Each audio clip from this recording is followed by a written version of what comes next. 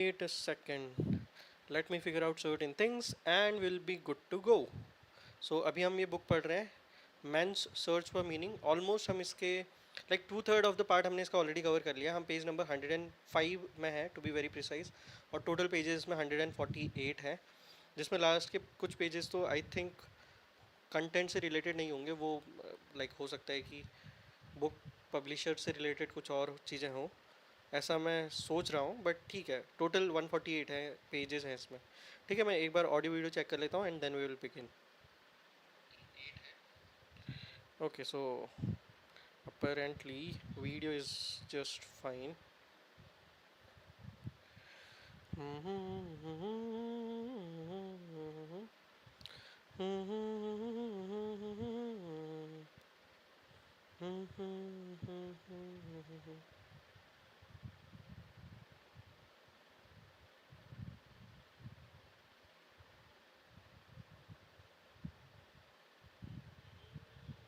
Okay, ठीक है, चलो शुरू करते हैं. तो लोगोथेरेपी के बारे में हम बात कर रहे थे. एक बार मैं अगर जल्दी से समरी दे दूं इस बुक में हो क्या रहा है. तो डॉक्टर विक्टर फ्रैंकल ने ये बुक लिखी है. उन्होंने होलोकास्ट सरवाइव किया था. ठीक है, तो कंसंट्रेशन कैंप में कैसे एडवर्स कंडीशन में उन्होंने सरवाइव किया था, ये चीज़ें उन्होंने डिस्कस करी हैं. उसके बाद ये कैसे उनको हेल्प करी to find out the meaning of life, या वो क्योंकि प्रोफेशन से साइकेट्रिस्ट भी थे तो इस साइड को भी उनको एक नया पर्सपेक्टिव मिला. तो उन्होंने एक चीज़ के बारे में बात की, लोगोथेरेपी. लोगोथेरेपी क्या होता है उसको हम धीरे धीरे समझ रहे हैं. ठीक है, तो पेज नंबर 105 से हम अपनी जर्नी स्टार्ट करते हैं. और ये हमारा टॉपिक, आज का पहला टॉपिक है अ लोगो drama. I should like to cite the following instance. Once, the mother of a boy who had died at the age of 11 years was admitted to my hospital department after a suicide attempt. Dr. Kurt Kokurik invited her to join a therapeutic group, and it happened that I stepped into the room where he was conducting a psychodrama. Okay, she was telling her story. At the death of her boy, she was left alone with another older son who was crippled, suffering from the effects of infantile paralysis. The poor boy had to be moved around in a wheelchair.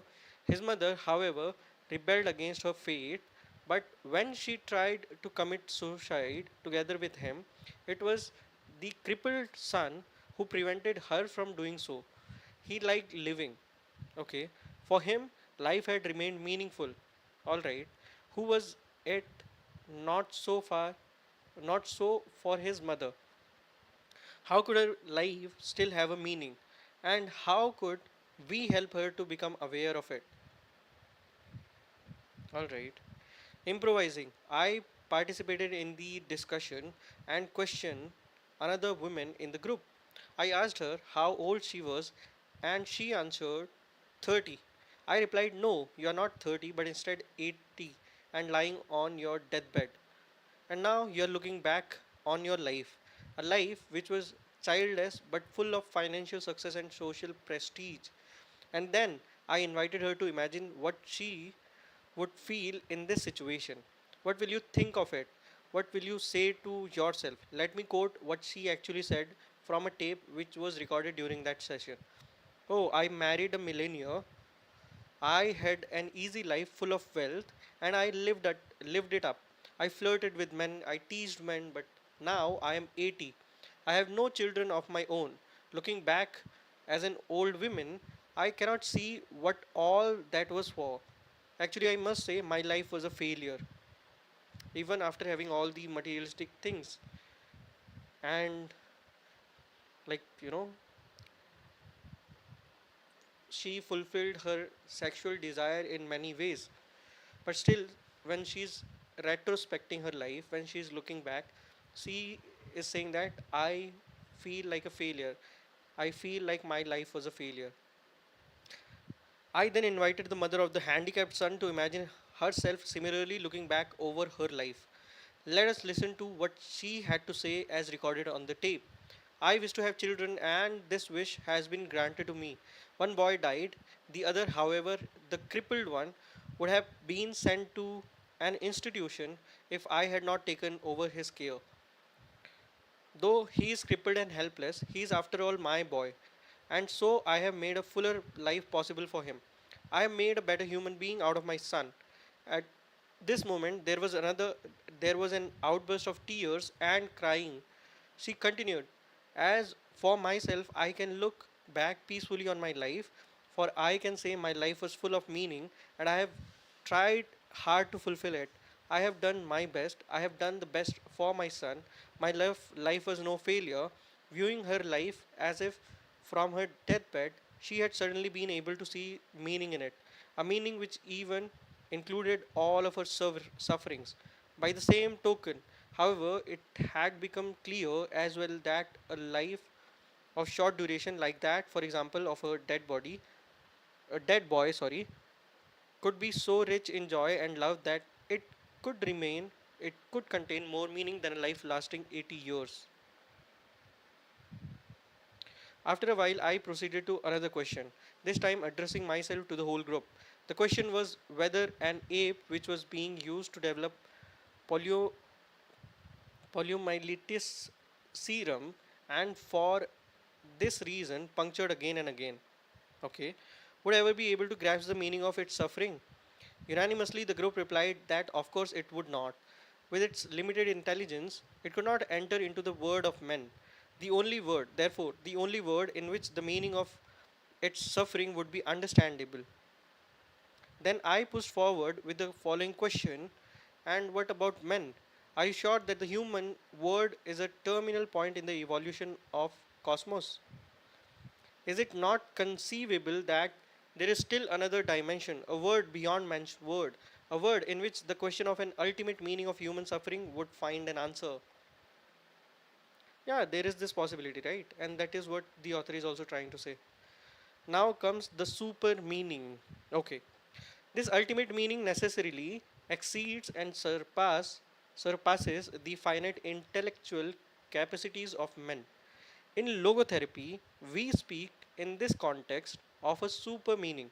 What is demanded of men is not, as some existential philosophers teach, to endure the meaninglessness of life, but rather to bear his incapacity to grasp its unconditional meaningfulness in rational terms. Logos is deeper than logic. A psychiatrist who goes beyond the concept of the super meaning will sooner or later be embarrassed by his patients, just as I was when my daughter, at about 6 years of age, asked me the question, "Why do we speak of the good, Lord?" Whereupon I said, "Some weeks ago you were suffering from measles, and then the good Lord sent you full recovery." However, the little girl was not content. She retorted, "Well, but please, Daddy, forgot, do not forget. In the first place, he had sent me the measles," which is again true, right? However, when a patient stands on the firm ground of religious belief, there can be no objection to making use of the thero- therapeutic effect of his religious convictions and thereby drawing upon his spiritual resources. In order to do so, the psychiatrist may put himself in the place of the patient. That is exactly what I did once. For instance, when a rabbi from Eastern Europe turned to me and told me his story, he had lost his first wife and their six children in the concentration camp of Auschwitz, where they were gassed, and now it turned out that his second wife was sterile. I observed that procreation is not the only meaning of life, for then life is itself would become meaningless, and something which is itself is meaningless cannot be rendered meaningful merely by its perpetuation. However, the Rabbi evaluated his plight as an orthodox Jew in terms of despair, that there was no son of his own who would ever say Kaddish for him after his death. But I would not give up.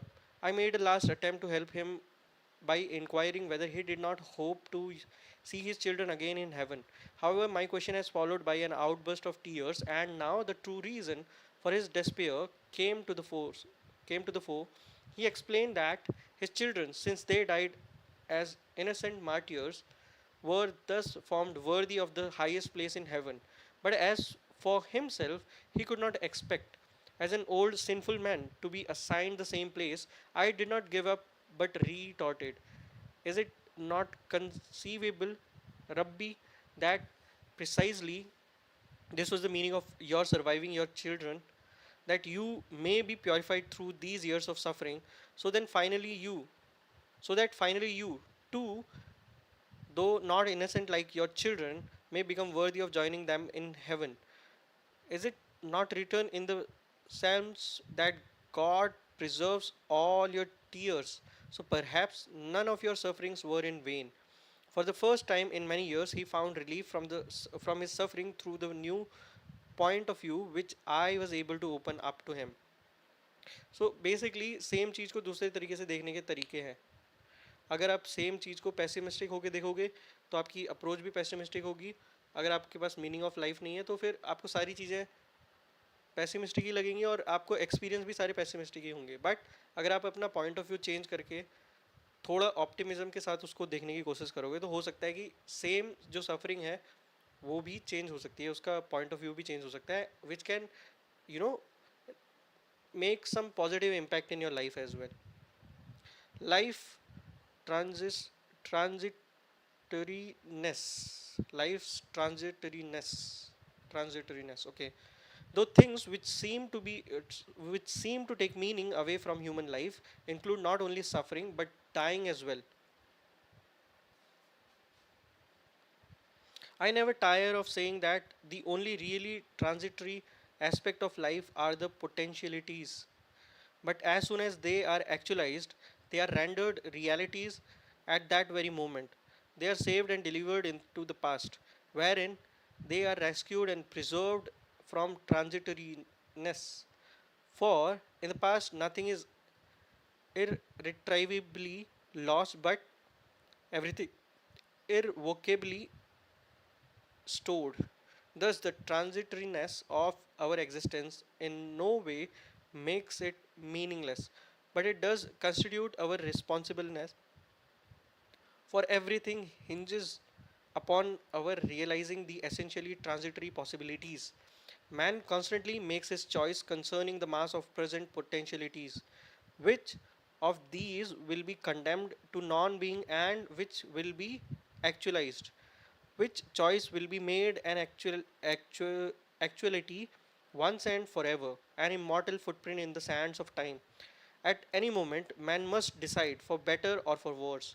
What will the monument of his existence? What is the meaning of his life, basically?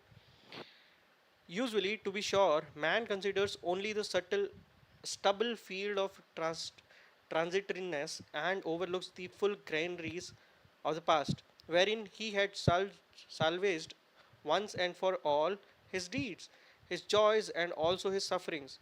Nothing can be undone, and nothing can be done away with, I should say, having been in the surest kind of being.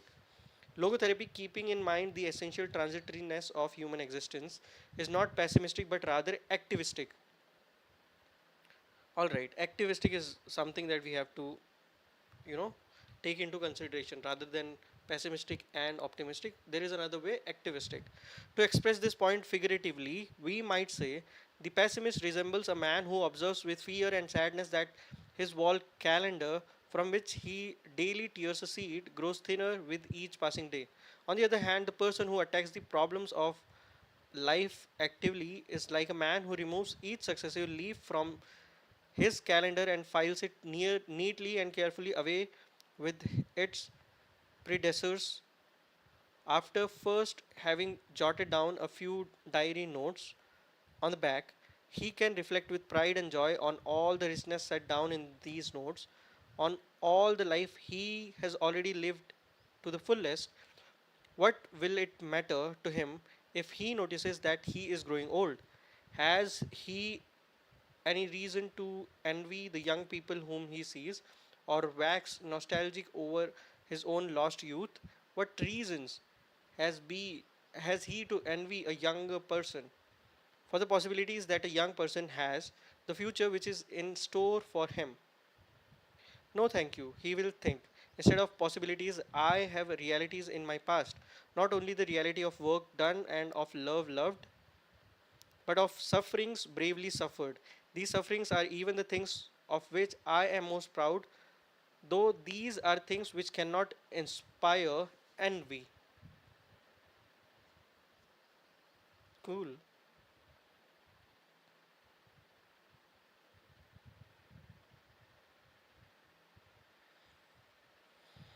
Hmm. Logotherapy as a technique.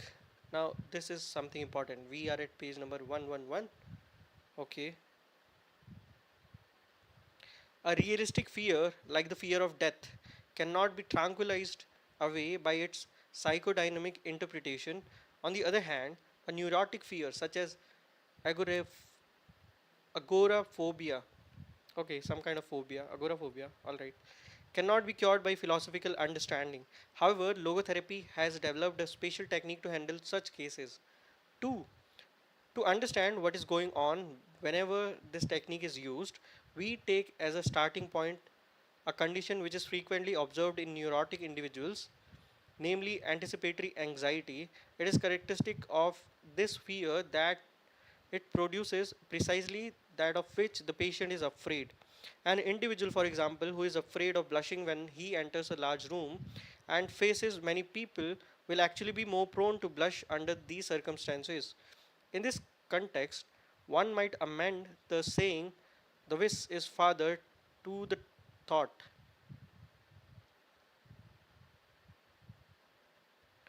to the fear is mother of the event. Okay.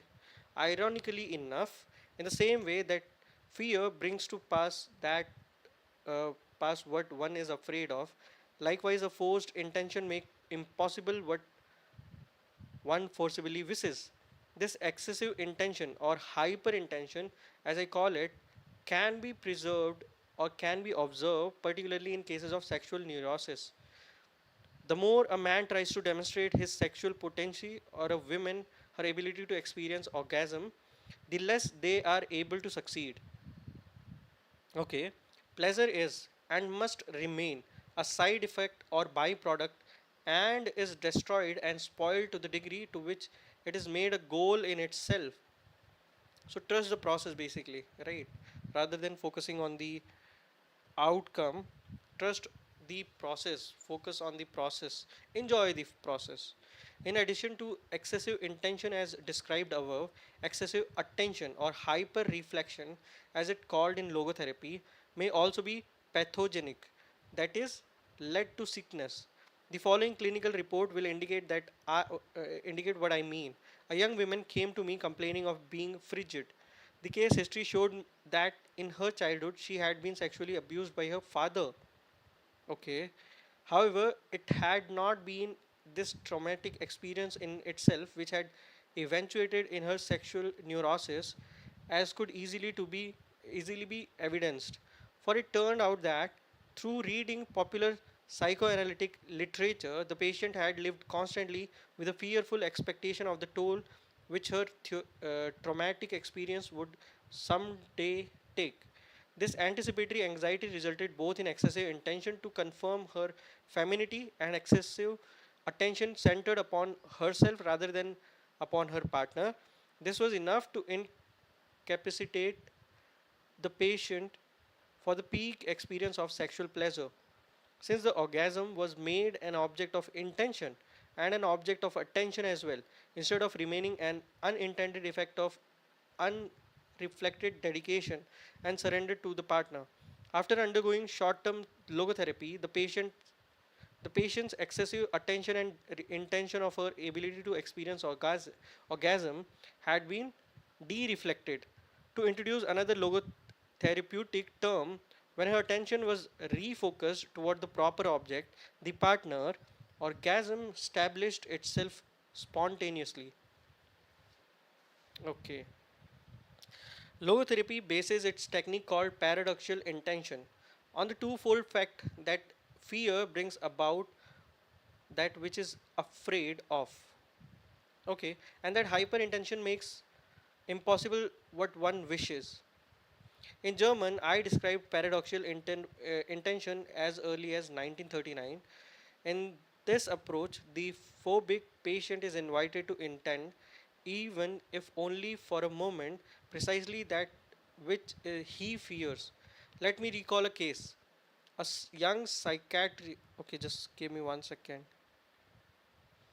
Let me recall a case. A young physician consulted me because of his fear of perspiring. Whenever he expected an outbreak of perspiration, this anticipatory anxiety was enough to precipitate excessive sweating. In order to cut this circle formation, I advised the patient in the event that sweating should recur to resort deliberately to show people how much he could sweat. A week later, he returned to report that wherever he met anyone who triggered his anticipatory anxiety, he said to himself, I only sweated out a quart before, but now I am going to pour at least 10 quarts. The result was that after suffering from his phobia for 4 years, he was able, after a single session, to free himself permanently of it within 1 week. The reader will note that this procedure consists of a reversal the patient's attitude, in as much as his fear is replaced by a paradoxical wish. By this treatment, the wind is taken out of the sails of the anxiety. Cool. Alright, so we are at page number 113 out of 148. So this is Boastful Indian. If you like the content, you can subscribe to the channel. Thank you so much, universe. Thank you so much, Radharanji. Have fun.